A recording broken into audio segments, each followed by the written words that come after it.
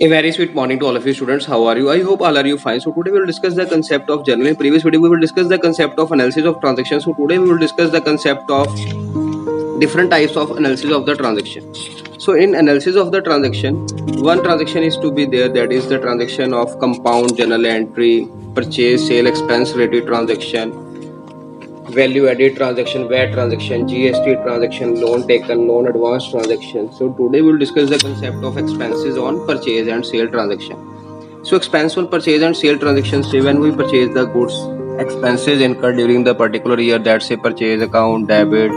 Particular expense like cartage, commission, whatever expenses to be given, that is to be amount debited in the account. So entry should be there, purchase account debit, particular expense, that is cartage, commission, any other expense that is to be debited in the books of account, purchase, cartage to cash. And whenever वो sale is to be given, simple entry is to be passed cash account. बेटा sale ਕੀਤੀ है तो की entry pass होगी cash account debit to sale. ਜੇ commission ਆਪਾਂ ਨੂੰ receive ਹੁੰਦੀ ਵੀ ਹੈ sale commission pay ਕੀਤੀ ਹੈ sale commission to cash, ਜੇ receive ਹੁੰਦੀ cash to sale.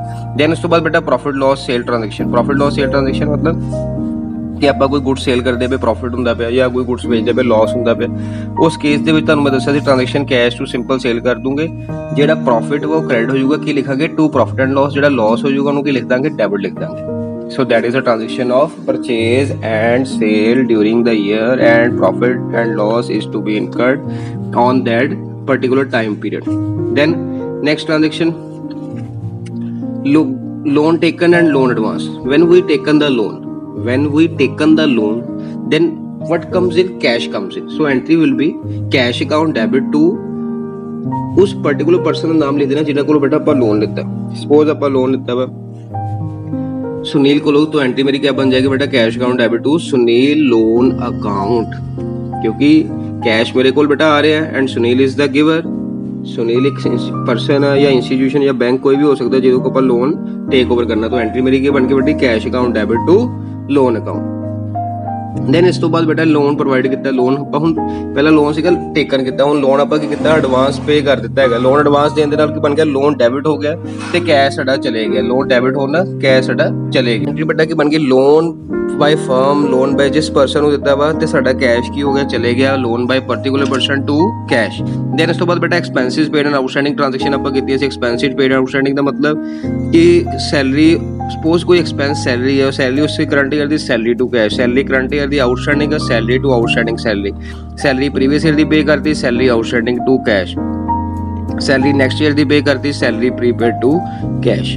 तो बेटा सानू ध्यान रखना पऊगा कि जिहड़ा एक्सपेंस उसे ईयर दा, प्रीवियस ईयर दा कि करंट ईयर दा, डिफरेंट ट्रांजैक्शंस जिहड़ियां साडीयां इनवॉल्व हो रही वा किहदे अंदर expenses paid and prepaid outstanding दे अंदर। ਦੈਨ ਉਸ ਤੋਂ ਬਾਅਦ ਬੇਟਾ ਕਨਸੈਪਟ ਆ ਜਾਂਦਾ ਇਨਕਮ ਰਿਸੀਵ ਐਂਡ ਆਊਟਸਟੈਂਡਿੰਗ। ਕਿਹੜੀ ਇਨਕਮ ਆ ਕੋਈ ਰਿਸੀਵ ਕੀਤੀ ਹੈ, ਹੁਣ ਇਨਕਮ ਦੀ ਗੱਲ ਕਰਦੀ, ਪਹਿਲਾਂ ਆਪਾਂ ਗੱਲ ਕੀਤੀ ਸੀ ਐਕਸਪੈਂਸ ਬਾਰੇ।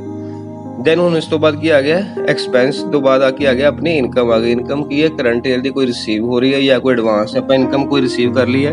ਹੁਣ ਉਸ ਟ੍ਰਾਂਜੈਕਸ਼ਨ ਨੂੰ ਕਿੱਦਾਂ ਰਿਕਾਰਡ ਕਰਨਾ, ਕਰੰਟ ਈਅਰ ਦੀ ਇਨਕਮ ਨੂੰ ਰੈਂਟ ਰਿਸੀਵ ਨੂੰ ਕਰਨ ਦਾ ਮਤਲਬ cash account debit to rent receive. ਆਪਾਂ ਰੈਂਟ ਰਿਸੀਵ ਕਰ ਲਿਆ cash to rent receive. Rent current year due but not receive, current year का रेंट ड्यू हो गया पर हाले तक रिसीव नहीं होया। सो एंट्री की बन गई rent accrued account debit to rent receive. केड़ा रेंट बेटा बन गया accrued rent to rent receive. Last year का रेंट रिसीव किया ते cash to rent accrued. Next year का रिसीव किया cash to rent receive in advance. की किया cash account debit to rent receive in advance. Then ਉਸ ਤੋਂ ਬਾਅਦ ਆਇੰਦਾ ਗੁੱਡਸ ਗਿਵਨ ਐਸ ਚੈਰਿਟੀ, ਤੁਹਾਨੂੰ ਕੋਈ ਐਂਟਰੀ ਦੱਸੀ ਸੀ ਪਰਚੇਜ਼ ਹਮੇਸ਼ਾ ਇਹਦੇ ਨੀਚੇ ਆ ਜਾਂਦੀ charity account debit to purchase. Then ਉਸ ਤੋਂ ਬਾਅਦ ਵਾਲਾ ਟੌਪਿਕ ਸੀ good loss in accident.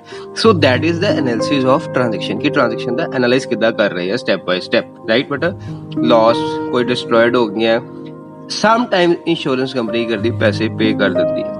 So Las ਨੂੰ ਕੀ ਕਰ ਦਾਂਗੇ ਡੈਬਿਟ ਕਰ ਦਾਂਗੇ, ਪਰਚੇਜ਼ ਥੱਲੇ ਕ੍ਰੈਡਿਟ ਹੋ ਜੂਗੀ ਤੇ ਇੰਸ਼ੋਰੈਂਸ ਕੰਪਨੀ ਜਿਹੜੇ ਪੈਸੇ ਦਿੰਦੀ ਪਈ ਹੈ ਇੰਸ਼ੋਰੈਂਸ ਨੂੰ ਕੀ ਕਰ ਦਾਂਗੇ ਡੈਬਿਟ ਕਰ ਦਾਂਗੇ। So these are the analysis of transaction. Next transaction that's a banking transaction. When we cash deposit to bank then what entry is to be passed in the books of account, that's a bank account debit to cash account and cash withdrawn from bank for office use। जब बेटा तुसी cash bank चों कढवाओगे तो ਤੁਹਾਡੇ ਕੋਲ ਕੀ ਆ ਗਿਆ cash, ਕਿੱਥੋਂ ਆਇਆ ਬੈਂਕ ਕੋਲੋਂ ਆਇਆ ਕੈਸ਼ ਟੂ ਬੈਂਕ।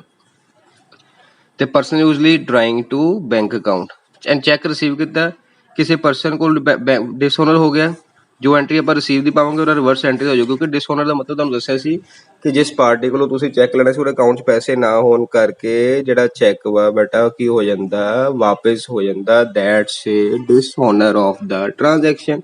ਦੈਨ ਇਸ ਤੋਂ ਬਾਅਦ ਪੇਮੈਂਟ ਰਿਸਿਪਟ, ਕਿਸੇ ਬਿਹਾਫ ਦੇ ਪਰਸਨ ਆਪਾਂ ਰਿਸੀਵ ਕਰਨੀ, ਕਿਸੇ ਪਰਸਨ ਦੇ ਬਿਹਾਫ ਤੇ ਪੇਮੈਂਟ ਲੈਣੀ ਆ, ਰਿਸੀਵ ਕਰਨੀ ਆ। ਕੀ ਐਂਟਰੀ ਬਣ ਗਈ, ਕਿਸੇ ਪਰਸਨ ਦੇ ਬਿਹਾਫ ਤੇ cartage paid on behalf of some customer, customer ਦਾ ਨਾਮ ਰੱਖਤਾ Bhushan, Bhushan to cash, cash interest receive ਕਰਦਾ ਕਿਸੇ ਸਪਲਾਇਰ ਸ਼ਸ਼ੀ ਦੇ behalf, cash to Shashi. So ਕਹਿਣ ਦਾ ਮਤਲਬ ਕਿਸੇ person the behalf.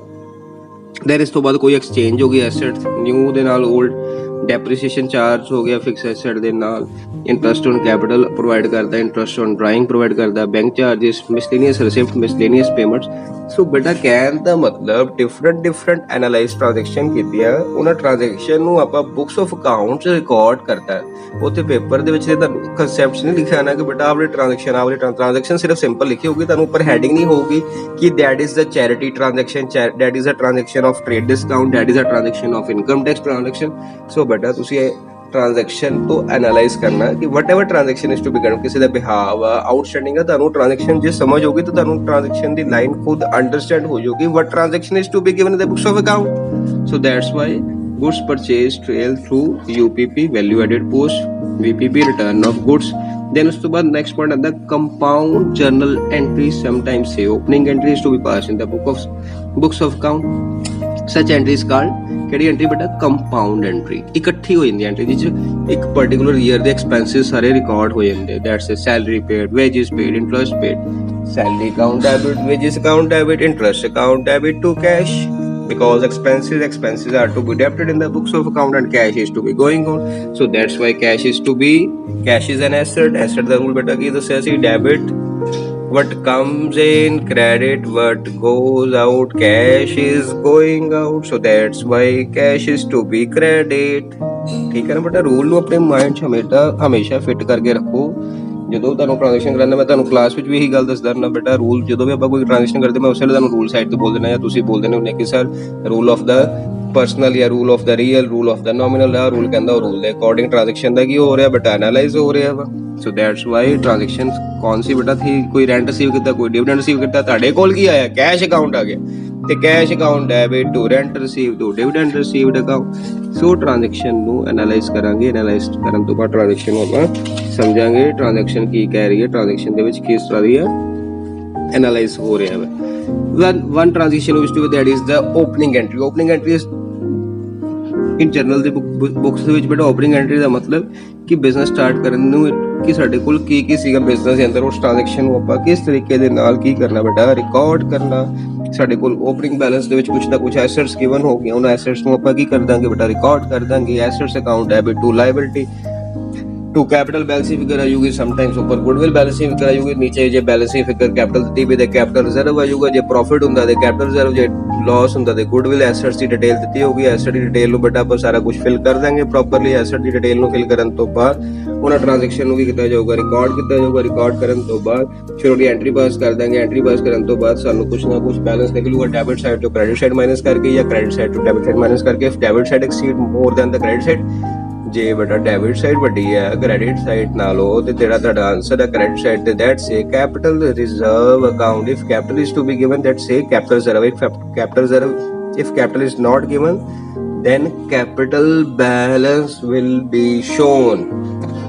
One point must to be kept in mind, if credit side is more than the debit side, then balance appear on debit side, that's a goodwill।